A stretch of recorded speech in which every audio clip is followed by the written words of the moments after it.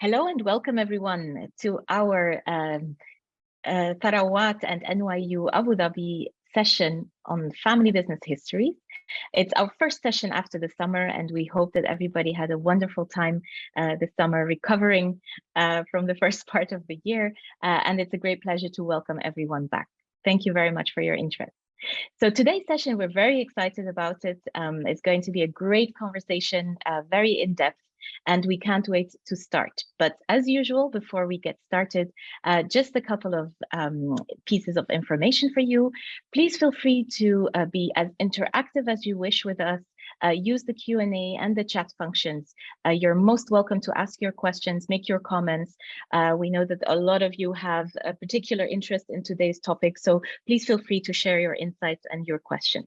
If you have any trouble, please feel free to contact our team. We are there to help. And we will let you now, after so many years, I know that everybody knows about Zoom settings, but feel free to adjust your Zoom setting to the view that is of the most helpful and convenient for you. Before we get started, I wanted to just take a moment to reintroduce our project, because we have a lot of new joiners today, and I wanted to take the opportunity to just dive into this project that has been going on for a few years now in collaboration between the Sarawat Family Business Forum and New York University, Abu Dhabi. Family Business Histories is therefore quite a special collaborative project. So it's a private sector academic collaboration that really tries to engage a different type of audience around the topic of family business histories.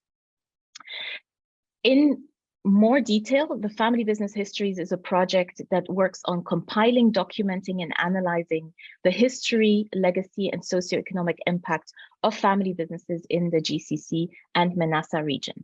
But what does that actually mean? What do we do as a project? As a project, we are trying to understand the history of family businesses in the regional economy. And I think that's really the basis of our work. Then we are also looking to highlight legacies, legacies that often get forgotten, that get lost in different circumstances. We are trying to document them and preserve the heritage of those legacies for future generations. And of course, all of this is done with a view to the future. We are trying to compile information, get data sets that can influence and impact and inspire actually the future generations that are leading family businesses in our region. How can you interact with us?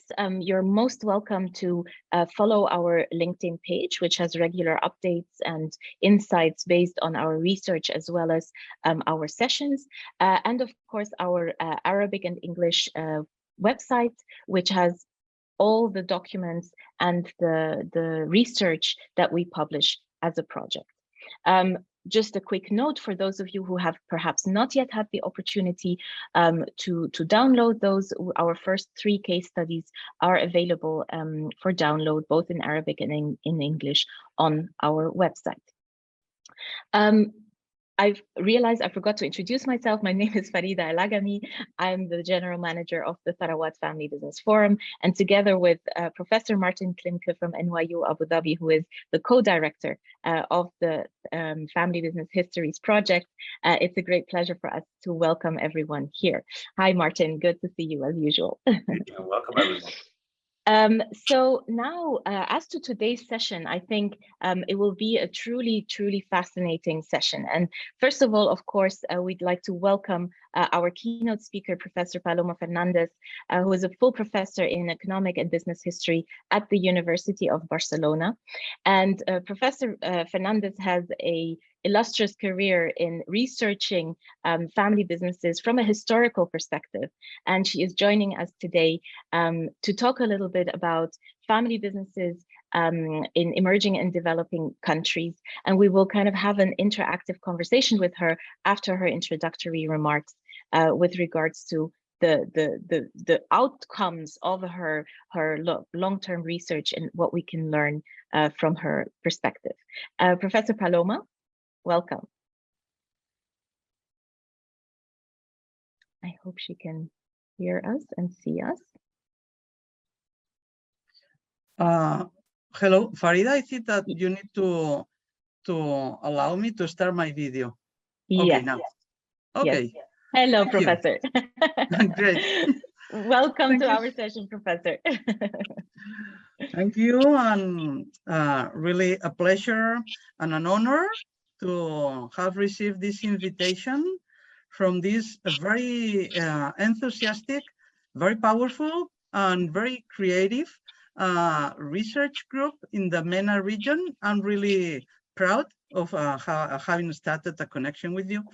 My presentation today will have to deal with the role of history in emerging and developed economies of the past. I'm going to share my presentation with you now.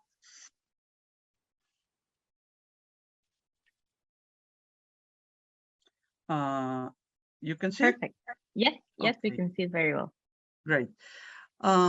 First of all, the title is about family businesses in emerging and developed economies from a historical perspective, in order to try to highlight some significant elements that researchers, especially historians, have observed about different pathways and different opportunities in the past and for the future. First of all, it's very ambiguous and very difficult to define what a developed and what an emerging economy are, because these are, as always in economy, definitions change with time. That's one of the most important contributions by historians. Theories, definitions, models cannot be ahistorical. They change. So developed and emerging economies were words that started to be used in economy by consultants in the 1980s. Today have completely changed the classification of countries in them. 30 years ago, China was considered a very emerging economy with 12% annual growth rates. Today, China is no longer an emerging economy for many. It's rather a developed economy. Spain has been, for most of its history, I'm a Spanish citizen. Spain was until the 1990s considered an emerging economy, but now was changed and is considered a developed country. So the countries enter and exit classifications very easily. However, there's something useful about concepts beyond who is in and who is out. And the usefulness of definitions is about gaps in institutions, gaps in patterns of development, which even if the countries change, still the concept is useful to classify and analyze changing patterns of countries, changing patterns of regions, sectors, and businesses. History is therefore useful to see how the economy of countries and companies change in the past and today in the present. And it's useful also to see the legacy of the past in different theoretical frameworks that economists in Harvard, but also in the UK and Germany, have been using in the last decades. So one of these theoretical models that has been used to understand the past and how the past interacts with the economy is called the varieties of capitalism theoretical framework. You can easily click in your smartphones and check the varieties of capitalism framework. You can see who started the ideas, but the key important issue is that varieties of capitalism classify economies according to the level of coordination and the level of individualism and competition that can be found in broad regions of the world, but also in styles of doing businesses. Again, this also changing through time. But the varieties of capitalism classify the world in some more cooperative economies or types of businesses. South Korea, Japan, Germany would be more cooperative. especially since the late 19th century and even today. Whereas in the opposite side, in the varieties of capitalism theoretical framework, the most extreme example of individual economy, individual type of businesses would be the US, where the regulations, the institutions, the political game make businesses act and be performing in very individual, competitive ways, very different to the ways that some other parts of the world have. There are mixed hybrid types of varieties of capitalism in Latin America, in the southern Mediterranean side of Europe. I would say that in the MENA region also, there's a mixed type of capitalism where you can see a tradition of cooperation, especially in some sectors, but there's also increasingly in new sectors more individualism, and both coexist, right? The state, the government has to establish regulations that fit the cooperation in some sectors and industries and the high competition that exists in other industries and economic activities. So this would be a sort of intermediate type of variety of capitalism that I think works in the MENA region, in the south of the European Mediterranean countries, and also in some Latin American economies like Mexico or Chile, where both things are also very much present since the mid-19th century, at least. The focus of this presentation is about trying to understand how history impacts family businesses, and I have chosen to focus your attention in these words, concepts, or classifications. How family businesses have to perform, organize, or establish strategies when they are in countries or sectors where there's a dominance of developed institutions or high cooperative or high individual type of business organization. Depending on the context in which family businesses have to develop their strategies and their structures, they will develop different types of evolutionary strategies of growth and also different opportunities for growth and success. Family businesses, second, in this presentation, we are very aware that many people say family businesses are so different. It's not the same Walmart, or it's not the same the families behind Aramco, the big oil company, right? It's not the same as the small shoemaker in the corner of the street, the bread maker. They're so different, right? But both are family businesses. So when history has to study family businesses, historians have to often realize that there's a cycle, like Charles Darwin, right? You have to imagine the evolutionary ideas of Darwin in biology. Many people in business have applied the Darwin's ideas in order to see change and transformation. Often family businesses start as very small. That's the most common trend in the world. There are exceptions, of course, but in general, family businesses start very small, usually 1, 2, 3 members, micro family businesses, in fact. And if they're lucky, if they want, because sometimes it's not a question of being lucky, if they want to grow, because many small family businesses do not want to grow, they want to remain small. So if they can, and if they want to grow, they can become middle-sized family businesses. Then their strategies, structures, their endowment, their requirements, their needs will be completely different. And again, if they can, and if they want, often in their life cycle, many family businesses can transform and become big companies and even large business groups, very complex. The complexity can be so big that ownership is not 100% controlled by the family, that they can admit, as it is the case in many developed economies, they can admit other shareholders, outsiders from the family. And the management can also include outsiders as professional CEOs taking care of the big business group. So there's a lot of diversity in size, in life expectancies, in specialization of family firms in this complex outside the world of developed and emerging economies.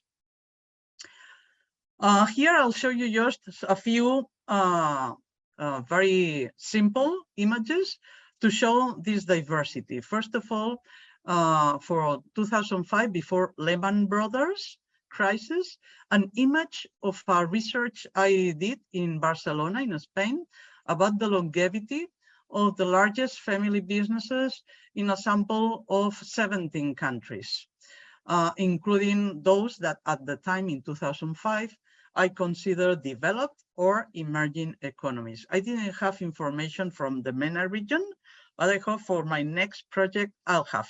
So I can include countries from the MENA region. In this sample, you can see that the country where the oldest, largest family businesses can be found is Germany. And second, far from Germany, with an average of 120 years, average age among the largest defined by sales, right? So taking the rankings of the largest companies by sales in 2005, I saw that among them in those rankings, there were family businesses, and the oldest ones had around 120 years average age. Far from them, Switzerland and the UK and USA were around 80 years in average. A middle group of countries included Italy, Brazil, India, Spain, Mexico, and very far from this middle group, China and Russia, with the lowest average age below 20 years in each country. This is an image of the sample of companies I took into account for this graph. For each country, except for Switzerland, I had around 20 large companies in each of these countries.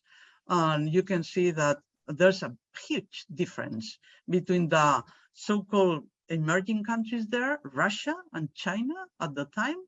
You see Russia had less than 7 years of life, the oldest family-controlled businesses.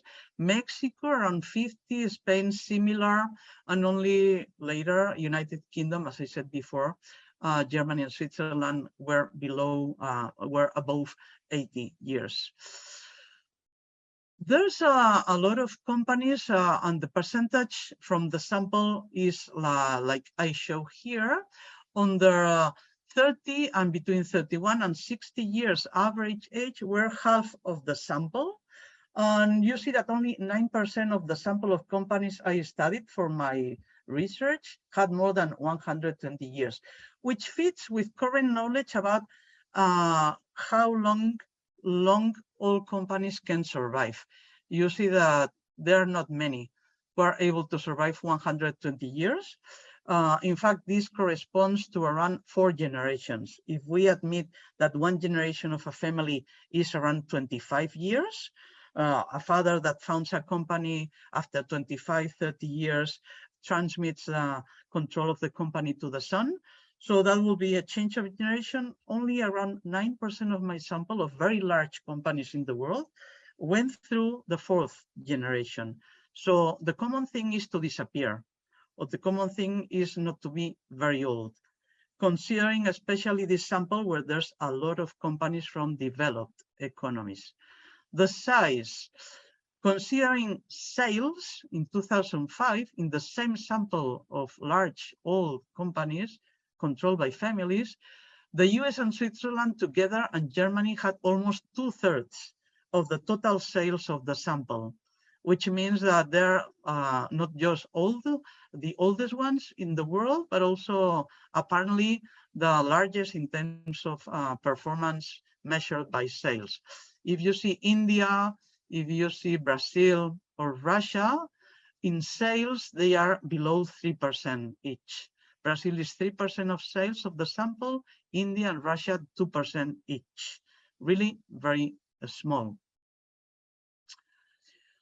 By specialization, I have used international standard classification of economic activities because often we know in case studies that there are some sectors in which family businesses like to be, right? And especially when we study the origins, usually family businesses start in sectors where there are low entry barriers, right? Low entry barriers of capital, low entry barriers of information of markets, low entry barriers of complexity involved in the organization when they start. At the end of the process, of course, if they follow a Darwinian cycle of growth, of course, the end big, large groups can be extremely diversified.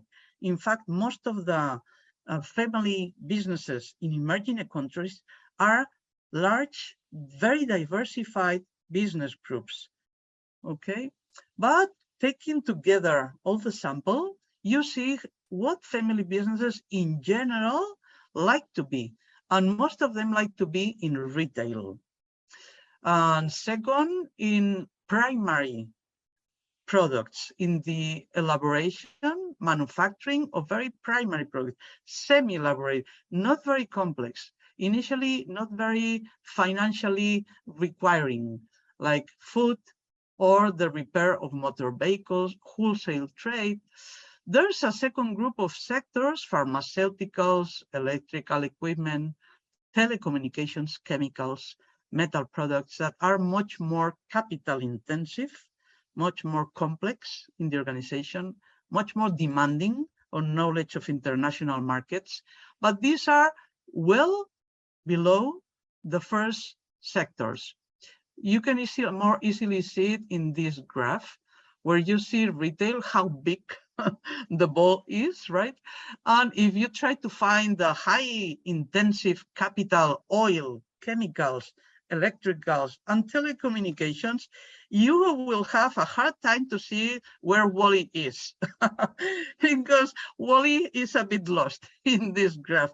But you can easily find retail, again, motor vehicles, repair. If you travel, I don't know the MENA region. I like to travel and see it once, but I have traveled extensively in some countries of Asia and a lot in South America and Latin America.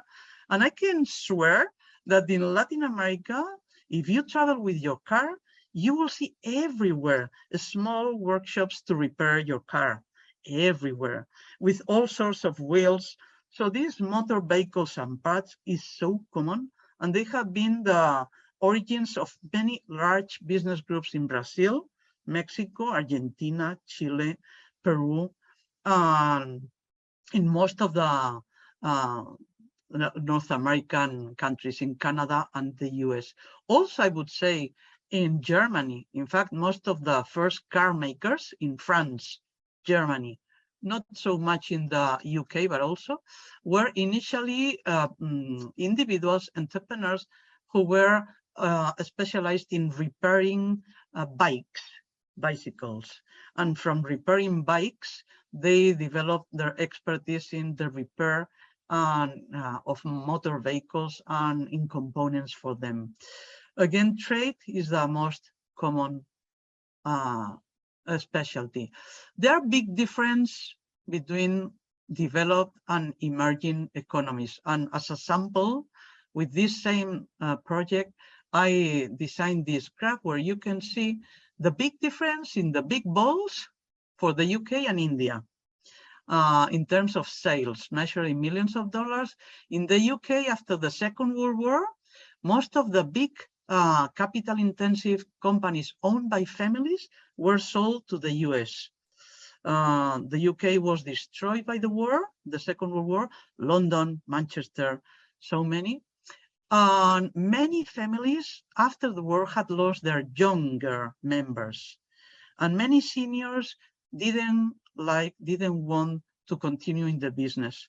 So they preferred to sell And so there was a big wave of sales in the 1950s of British capital-intensive family-owned companies to North American companies.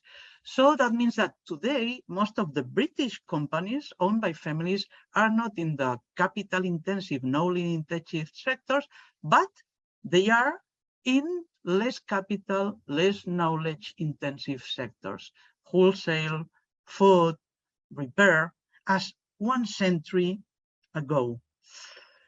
However, if you look at India, no wars, young leaders, there's a strong support from the state.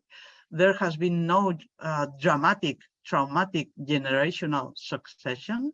You can see that there's a lot of investment of family businesses in capital-intensive sectors like telecommunications, basic metals, and also oil refining. Compare the total sales of Indian oil refining sales with the British. It's 20 times more the Indian family businesses than the British family businesses in the oil refining sector. In fact, my guess is that possibly for the MENA region, the Indian graph could have many similarities with the oil regions of the Middle East. There's also a focus for India, where you can see that just focusing on India, not comparing with other countries, there's a lot of intensity of sectors that no longer are leading the interest of British families, that involve a lot of complexity, a lot of technology, a lot of global markets, very different expertise to the expertise required in today's British family businesses. This is an image for China that corresponds to the evolution in the last 30 years of how companies that started with state support and state subsidies and state bank support have given this image with a lot of basic metals, electrical equipment, motors, construction. There's a lot of diversification of families working in China in a number of sectors that are required by the Chinese government in order to develop major industries and help the growth of big cities and big industries. What have been the most common changes that all these family businesses have experienced in the last century? All of them have lived in a context that apparently is similar. First, I have indicated 5 that I think are particularly relevant. One, the expansion of the population with the decline of mortality, with the rise of life expectancy. There has been a big expansion of the market, measured by the expansion of the population, especially in big cities. And also they have experienced big waves of technological revolutions that have increased productivity, while at the same time they have increased in many countries, not in all of them, but in many, most of them, they have increased as much productivity as inequality, which is a problem that politicians have to handle in order to prevent social unrest and social disorder. The consequences of the expansion of the markets and the expansion of the opportunities of productivity. Second, in most of these countries that I have analyzed with a sample of family-controlled businesses, there has been a big rise, then decline, and finally transformation of corporations from being large, very specialized industries and commercial corporations. And now they are, many of them, fragmented, diversified, or they have cooperation between big and small, especially in the US, in Germany, in Spain, in Italy, in France, Canada. We see that more traditional big family-controlled corporations have alliances or acquisitions of small very innovative startups, especially in biomedicine, in telecommunications, in artificial intelligence.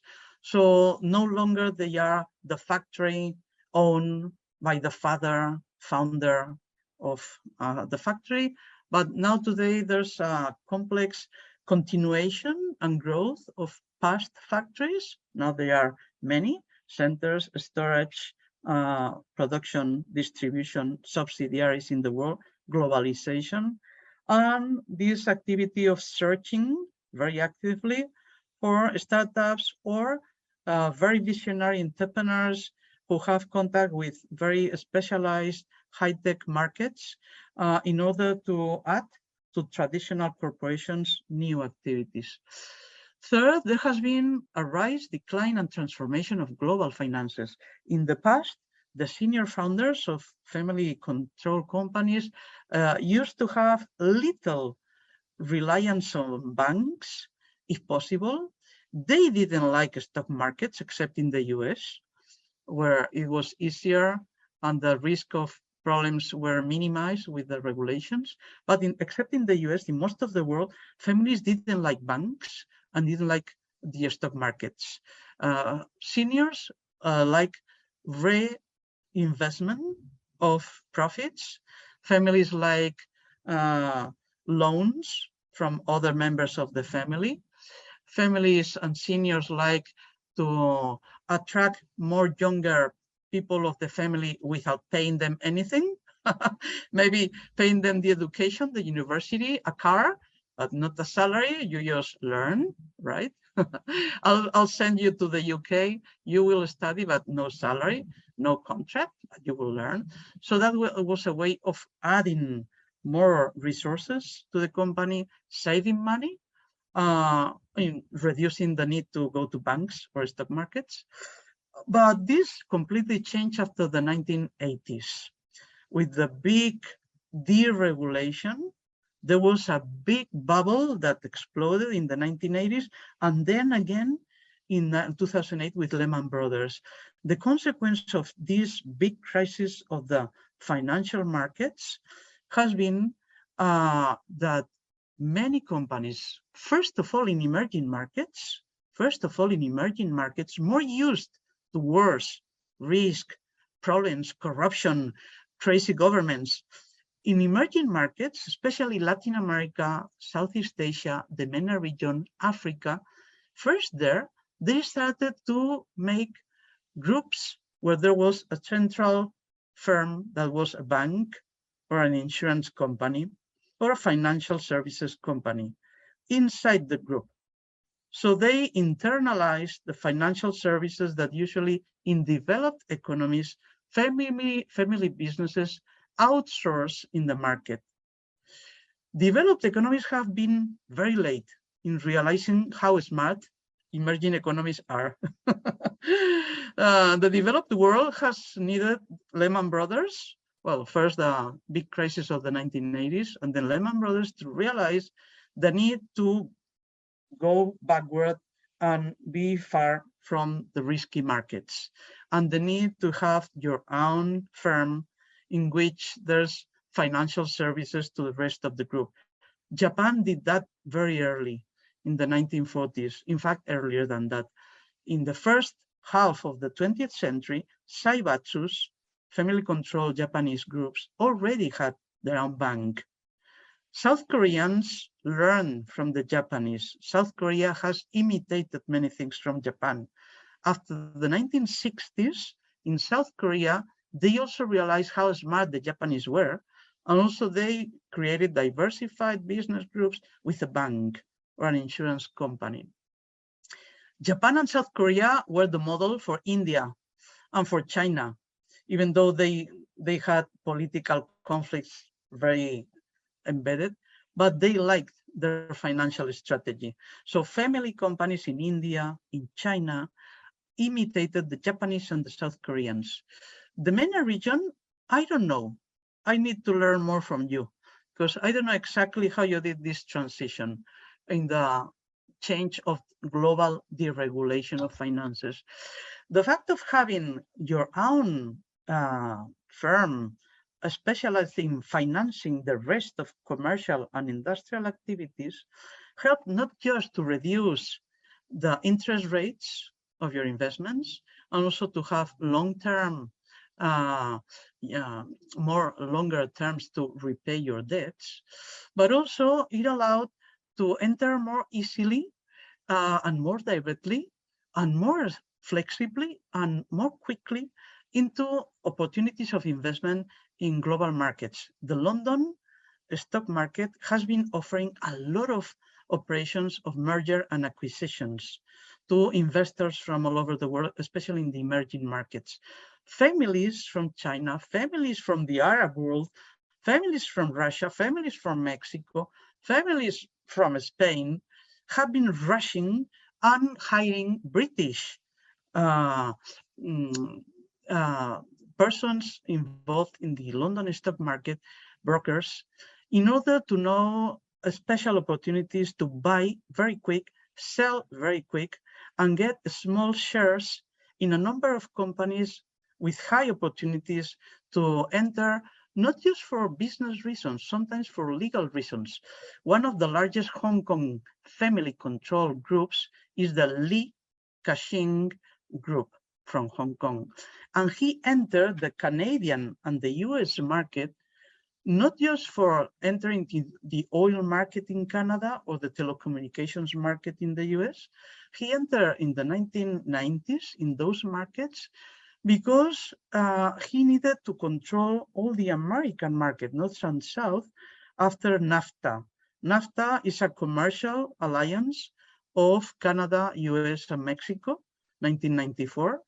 And for a Chinese family company or Chinese whatever company, regardless the type of ownership, for a Chinese company, it was impossible to enter unless you were Canadian, North American, or Mexican. So many Chinese family businesses started to send their sons to study to Canada, where it was very easy to obtain visas for study. And they were not the only ones. Arab countries have been doing the same, especially for the shipping industry and the harbor, the logistics industries. They have been sending many of their sons to Canada or to the US in order to get visas of study, which later help them to get jobs, internships, or real jobs, and have green cards. With the green cards, the sons of family companies from emerging countries had the opportunity to invest. They had the legal. So there have been a very interesting transformation, not just of global finances in the traditional way, so how the big players, banks, stock markets, or business groups started to play, but how the family strategy of sending their sons in the world also started to change in order to invest in different ways. Fourth, there has been in the last century, affecting very much family businesses, a transformation of what I call the feudal powers.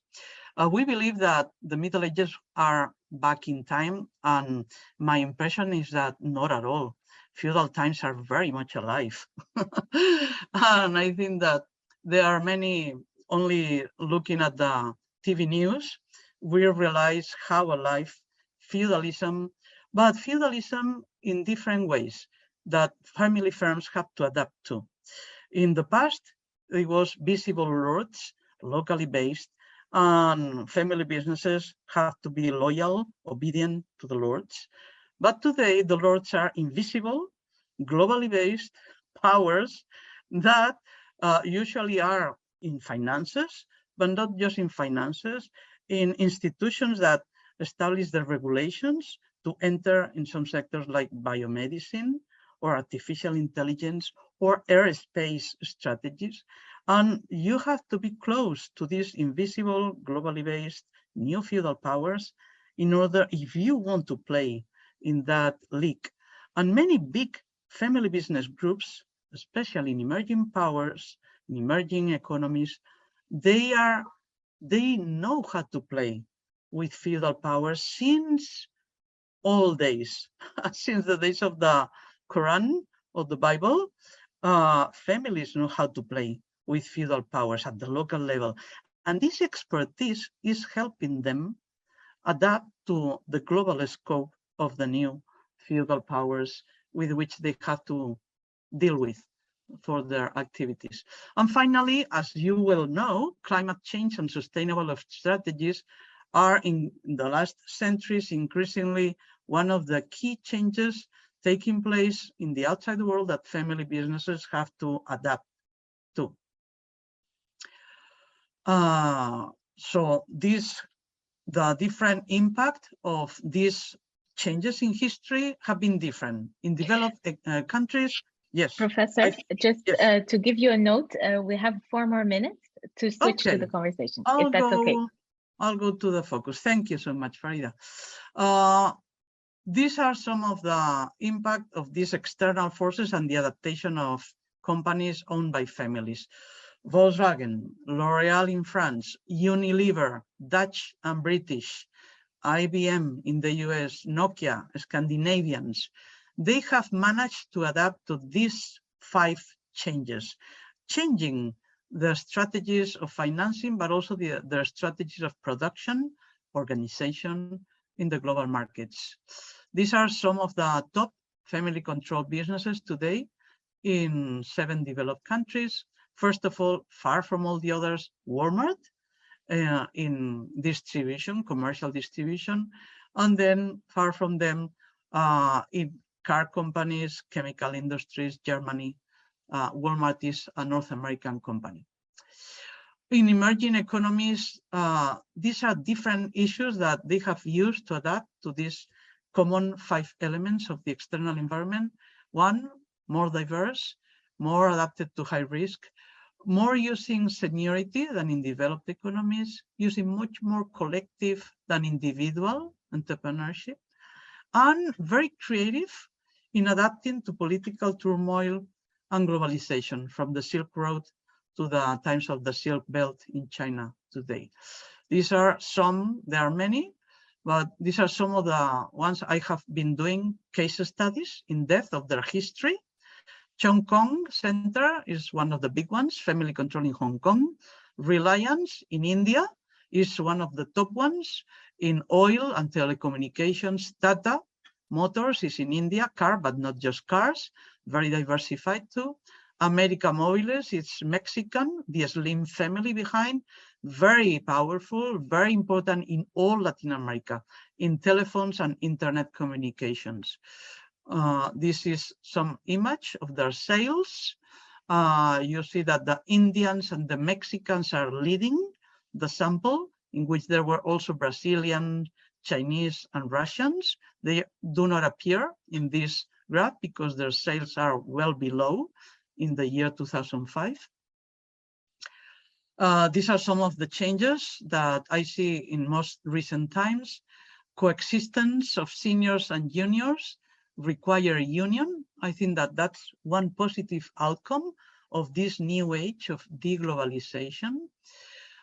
There's more inclusiveness of people traditionally outside or invisible, women and outsiders. There are new tools to adapt and adopt strategies from non-family businesses in family businesses. Family businesses are very chameleonic.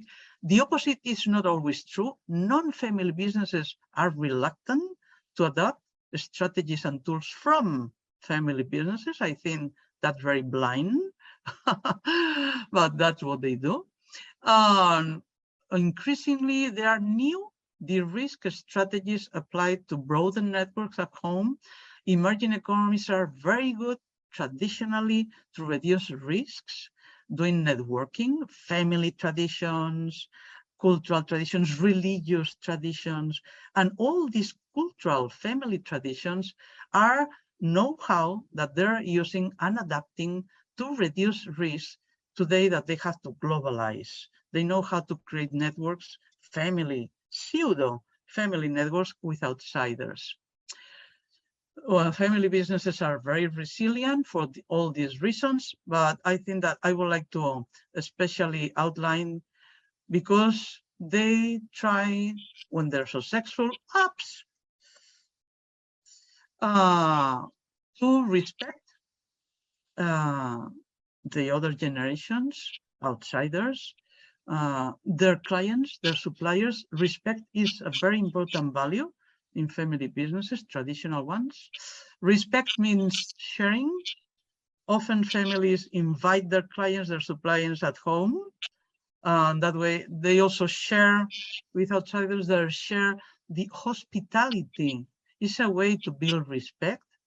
And sharing and respecting helps build trust. And trust needs time. That's why often history here matters, because with history, with time, trust, tools, sharing strategies, and values of respect help the adaptation to a changing world. 50% of a family business is their past.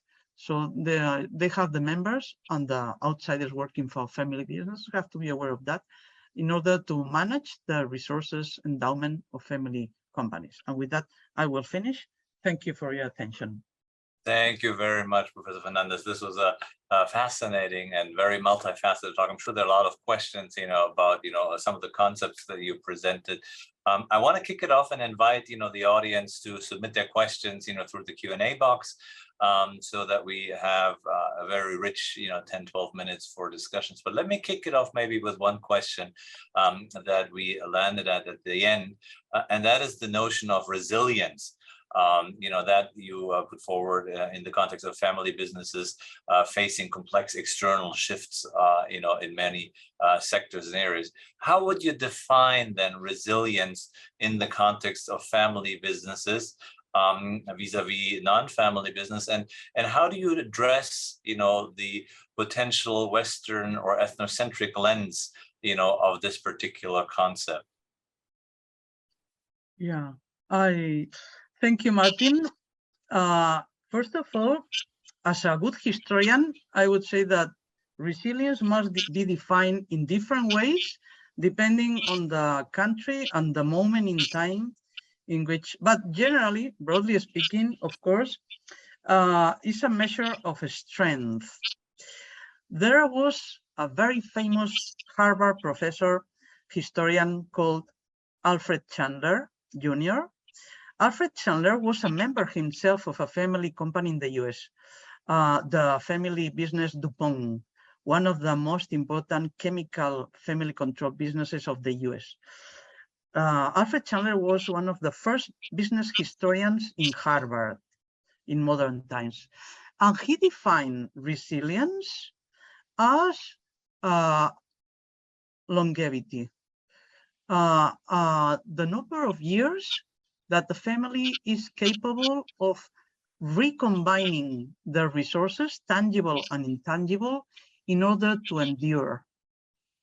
So the most quantitative way of measuring or defining resilience will be how long, when did your company started?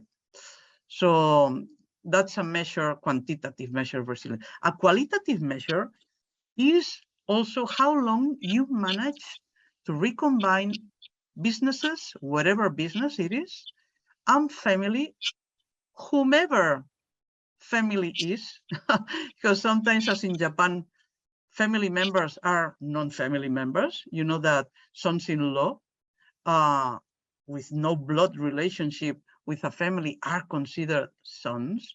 So resilience would be regardless who is in the family and regardless what's the economic activity of your business, how long you have managed to maintain both connected in time. And Pramodita Sharma, a woman of Indian ascendancy, one of the most well-known scholars in family business, she says that there's something called essence and there's something called components in a family business. And she says that the components are those things that may change and in fact nothing will happen. The components can be the family members. Today a son, tomorrow can be a daughter or a brother. So these are components. And components are also the industry. Today can be a factory, but tomorrow can be a startup with South Koreans So these are components that may change, but the essence for Pramalita Sharma must be maintained. And the essence is the key to qualitative key. That's a qualitative key to define resilience in family business. When you manage to maintain your essence, and the essence are your values.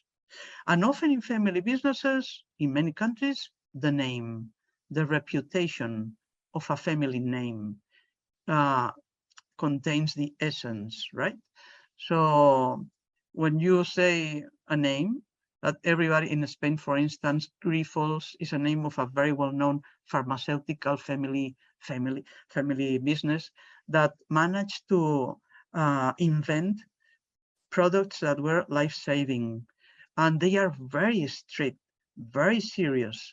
When people mention the name Grifols, you know that you mean seriousness, you mean loyalty, you mean financial stability.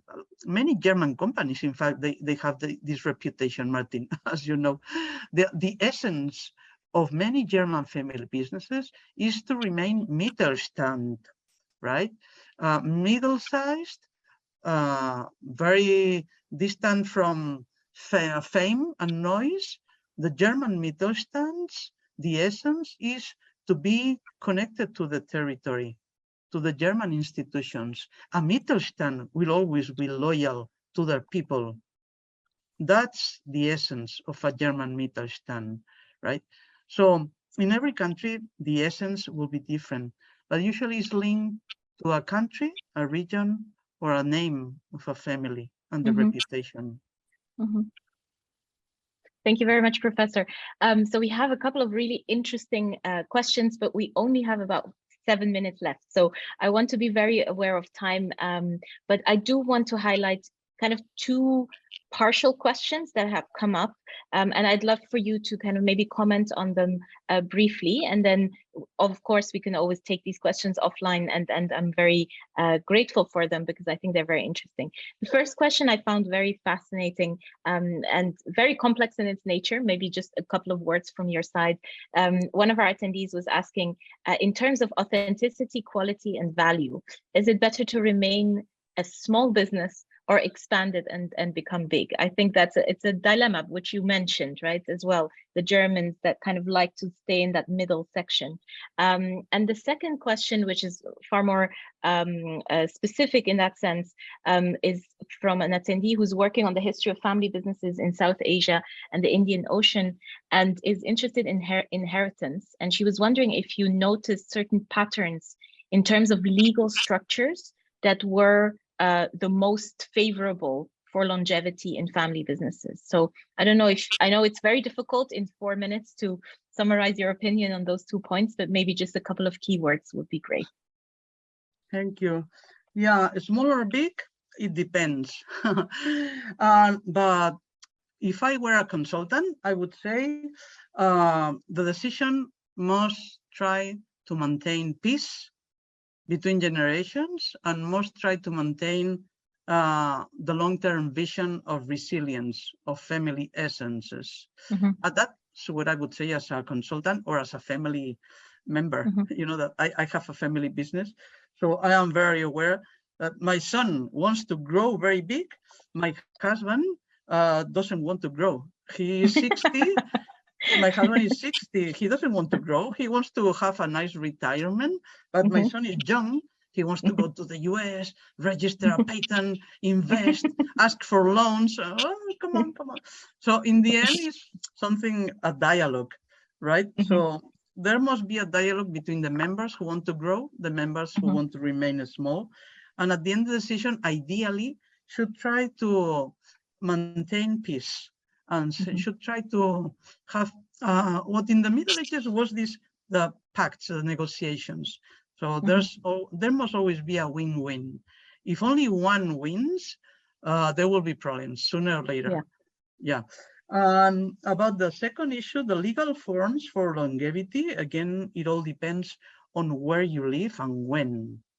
Of course, John Rockefeller, the founder, before the 1890s, he loved to have one big corporation. But the Congress of the US decided that big companies destroying competition were not acceptable in the democratic system of the US. So they destroyed the longevity of the Standard Oil owned by John Rockefeller, and he was forced to split in more than 20 different companies. So new companies appear, the old one stopped their longevity. So in order to maintain your longevity, ideally, you have to be flexible enough to not be affected as much as you can by big changes in legislation.